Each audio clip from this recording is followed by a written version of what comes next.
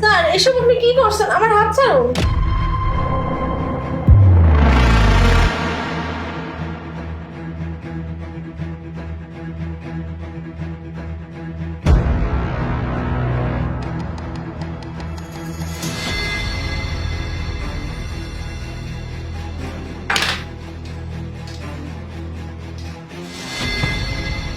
জাহিদ ওঠো, নাস্তা করে নাও। জাহিদ উঠে খাও, খাওয়া দাওয়া করে তারপর আবার ঘুমাও।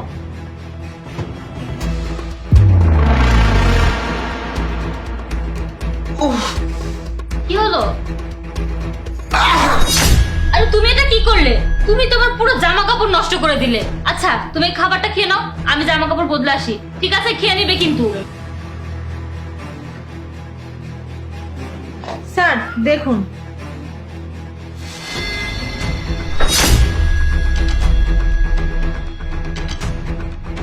আচ্ছা জাহিদ আমাকে সন্দেহ করেনি তো? ও বুঝে ফেলেনি তো যে খাবারের মধ্যে বিষ ছিল? কিন্তু এখন আমি কি করব?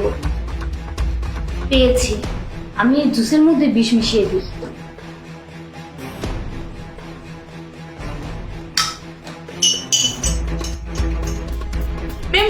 মেম সাহেব দেখুন স্যার কি হয়েছে, স্যার অজ্ঞান হয়ে পড়ে গেছে। অজ্ঞান হয়ে গিয়েছে?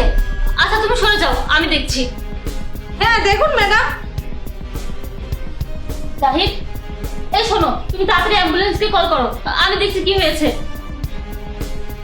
আরে তাড়াতাড়ি যাও। জি ম্যাডাম।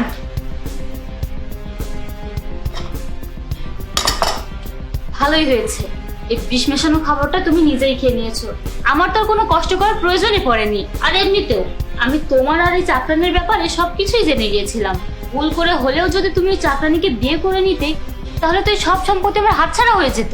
আর দেখো কত সুন্দর প্ল্যান করেছি তোমাকে মারার। আমার তো মনে হয় আল্লাহ আমার সাথে আছে।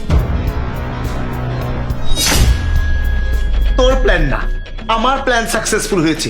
আর ভালোই হয়েছে তুই এই কাজের মেয়ের সাথে আমার অ্যাফেয়ারের কথা জেনে গিয়েছিস। এমনিতেও না তোর মতো মেয়ের সাথে আমি কখনোই সংসার করতাম না। আমার জীবনে আমি তোর মতো ধোঁকাবাজ মেয়েকে আর একটাও দেখিনি। তুই তো আমাকে না, তুই আমার টাকাকে ভালোবেসেছিস। আর আজকে তুই আমাকে মেরে ফেলে আমার সব সম্পত্তি হাতিয়ে নিতে চেয়েছিলি। তো ভালোই হয়েছিল যে কাজের মেয়েটা তোকে এসব করতে দেখে ফেলেছিল।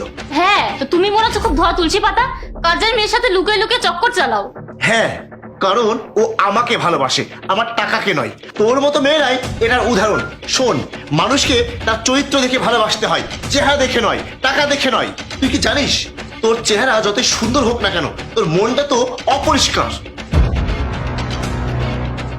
তুই এখন অ্যাম্বুলেন্সকে ফোন করিসনি? না, আমি পুলিশকে কল করেছি। এবার যত প্ল্যান করার থানায় গিয়ে করবেন, যান।